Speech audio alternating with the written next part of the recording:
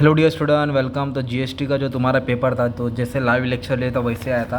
अब आओ तुमको बताता हूँ क्या था, क्या सॉल्यूशन था। तो सबसे पहले शॉर्ट नोट, तुमको 4 शॉर्ट नोट मिल गया, फर्स्ट, थर्ड, फोर्थ, फिफ्थ, है ना। मतलब तुम लोग 3 शॉर्ट नोट इधर से लिख सकते थे, एक्सप्रेशन या फिर 10 मार्क का पहला वाला आंसर जो IMP दिया था।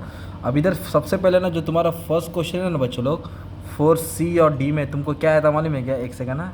हाँ, 4C और D में रजिस्ट्रेशन वाला आया था। ये क्या था, एक कंपोजिशन स्कीम था और ये नागालैंड का था, राइट।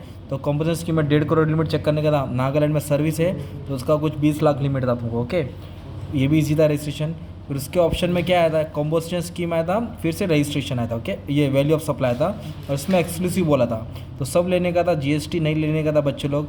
और सॉल्व करके जो भी परसेंट था निकालने का था या फिर टोटल लेके छोड़ देने का था। तो लाइव लेक्चर वाला ही जो बच्चा देखा रहेगा लाइव लेक्चर, कमेंट कर दो, डिक्टो सेम था और पूरा तुम्हारे लिए सॉल्व किया था मैंने। फिर प्लेस ऑफ सप्लाई था C और D। तो एक आया था इनपुट आउटपुट टैक्स क्रेडिट, है ना, सेल और परचेस वाला। और एक तुमको आया था प्लेस ऑफ सप्लाई, ओके। तो इसका भी सॉल्यूशन बाद में बता देंगे, अभी ऑब्जेक्टिव सॉल्व करो तुम्हारे लिए। फिर ऑप्शन में सेम सम था, इलेक्ट्रॉनिक कैश लेजर और प्लेस ऑफ सप्लाई। फिर टाइम ऑफ सप्लाई था, है ना, अपने को डिटरमाइन करने का था 30 डेज करके। और एक था तुमको टैक्सेबल नॉन टैक्सेबल, किस पे टैक्स लगेगा, किस पे टैक्स। तो कमीशन और राइस एग्जाम था, फ्री ऑफ चार्ज ये भी एग्जाम था।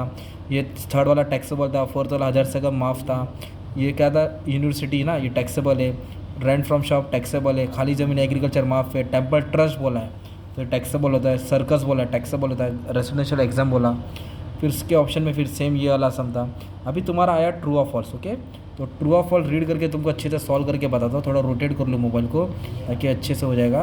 अभी बच्चों लोग से पेपर लिया क्योंकि अपने पास था नहीं ना यार, तो अभी जैसा पेपर मिला वैसा सॉल्व करता हूँ। तो salary receive by director of Nirvi limited, तो ये फर्स्ट वाला ना बच्चों लोग, फर्स्ट वाला तुम्हारा ट्रू है और जो सेकंड वाला आंसर है उसका फॉल्स है।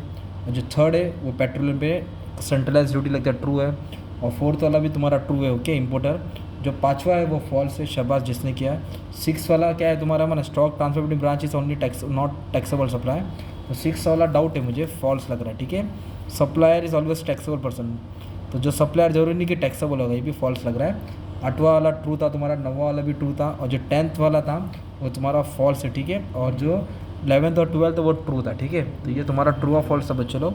और ये अभी ऑब्जेक्टिव ये है, GST would be applicable on supply, पहला वाला राइट है। और सेकंड का आंसर क्या है, ब्रांच है, C है। थर्ड का आंसर कौन सा था मालूम है क्या? थर्ड का ये था मुंबई और गुजरात, तो इंटर स्टेट था, ओके। फोर्थ का क्या आएगा, लोकेशन ऑफ इम्पोर्टर आएगा मेरे ख्याल से। Place of supply when goods are important, माल आ रहा है ना, तो सब प्लेस ऑफ सप्लाई बोला जब, तो एक तरफ से इम्पोर्टर हो जाता है। और इधर आएगा वैल्यू ऑफ सप्लाई, ये राइट था। और ये इसका डिलीवरी, ये इसका टाइम ऑफ सप्लाई था बच्चा, ये तेरा गलत है, टाइम ऑफ सप्लाई आएगा। एग्जाम्प्टेड बोलेगा तो तुम्हारा 7 है ना, तो उसका नील होता है, क्या नील बोले तो 0। फर्स्ट का इलेक्ट्रॉनिक कॉमर्स 8th का। और उसका GSTR क्या होता है मालूम है क्या, जो 9th वाला है ना उसका D आएगा। GSTR 7 फॉर्म भरना पड़ता है टैक्स जनरेटेड एट सोर्स के लिए। और सब किधर अमाउंट ट्रांसफ़र होता है मालूम है, 10th वाले में इसका आता है कैश लेजर में जाता है। ये टाटा स्काई है जो मिल्क, मतलब सब मिक्स कंपोजिट सप्लाई, सब अलग अलग चीज़ बेचे है ना उसने। और इनपुट टैक्स क्रेडिट किसके लिए अवेलेबल नहीं है, एग्जाम्प्टेड सप्लाई के लिए अवेलेबल नहीं है। बस ऑल द बेस्ट। बस बाकी का पेपर सॉल्व कर दिया था सब, चेक कर लो। जो भी मसला रहेगा मुझे बता देना, ठीक है। Thank you.